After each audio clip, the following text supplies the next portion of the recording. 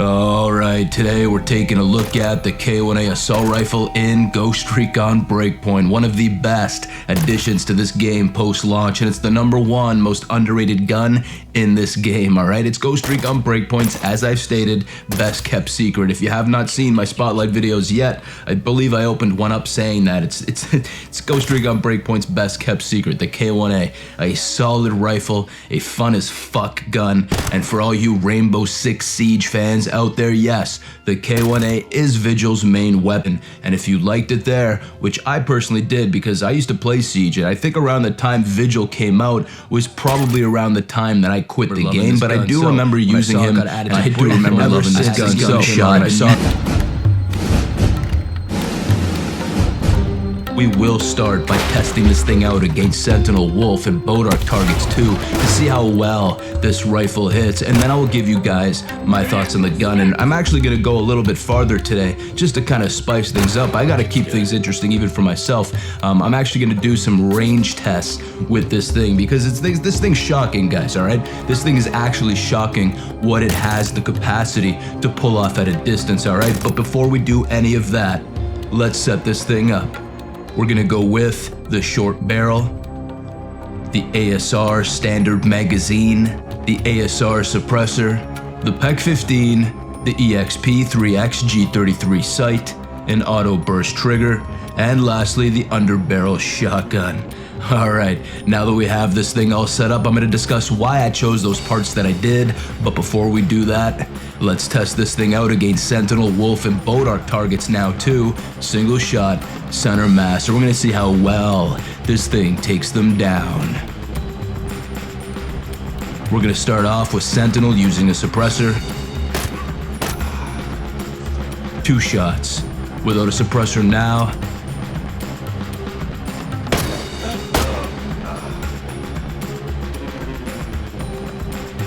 Two shots confirmed. Let's do Wolves with a suppressor.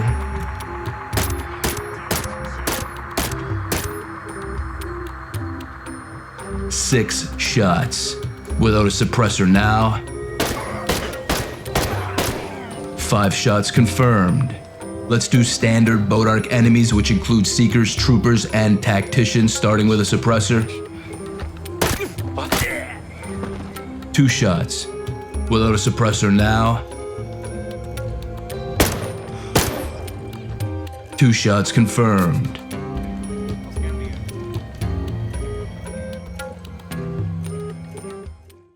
Alright, so now that we have that all set up and we went through those power tests, I am going to discuss why I chose those parts that I did and share my thoughts on the gun, and then we will do, yes, those range tests that I mentioned. Alright, so I went with that PEC-15 for its 30% bonus to hip fire, alright? And this thing is especially useful when paired with that underbarrel shotgun, alright? We want this thing to stay sturdy on the fly when we need to bounce between different firing modes as well as different range targets. When your ASRs are fully maxed out, this bonus will be even more apparent, allowing this thing to spit off clean bursts each and every time while staying tame and not kicking around at all. This is a reliable rifle in every sense of the term. It's speedy, it's compact enough to get through those tight spaces, and it just packs a serious fucking punch. And one of the most important aspects about this weapon that needs to be acknowledged is how well it'll fall back down into place immediately after firing off a round or a burst, alright? I really recommend you use this build specifically for combat areas like bases or camps or missions where you need to infiltrate enemy zones, get nice and tight with the enemy, but that's not to say that this thing can't get amazing results at a distance. And you know what, guys? I'm even going to show you that now, but I'm not even going to show you using single shot, alright? I'm actually going to show you with the burst firing shot mode, alright? And you're going to see how well this thing can take down targets at long ranges. So when I say this thing is reliable, and I say it's flexible on the fly at different ranges, I mean it, and I brought proof here today, alright? So let's start out hitting a Seeker at 128 meters, followed up with another kill against a helmeted oppressor at 138 meters.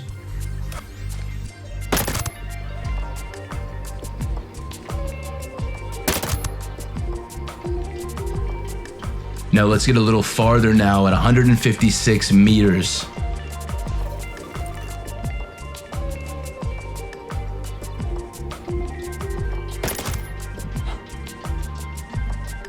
Alright, let's take out the sniper with burst fire at 278 meters distance.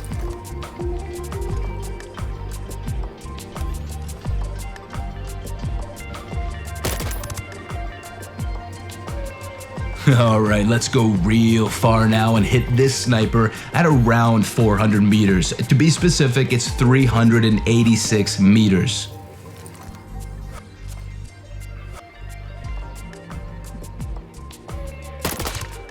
Just look at how clean and precise this thing is at firing off at a distance, and that's exactly why I went with that EXP3X G33 sight, because on this weapon specifically, it is a absolute must-have attachment, and I just proved to you why with those tests, alright? You will be bouncing between targets at different ranges, and you're gonna want to try out these shots, alright? So put on that dual range scope and allow yourself to fight dirty up close as well as fight tactically at a distance.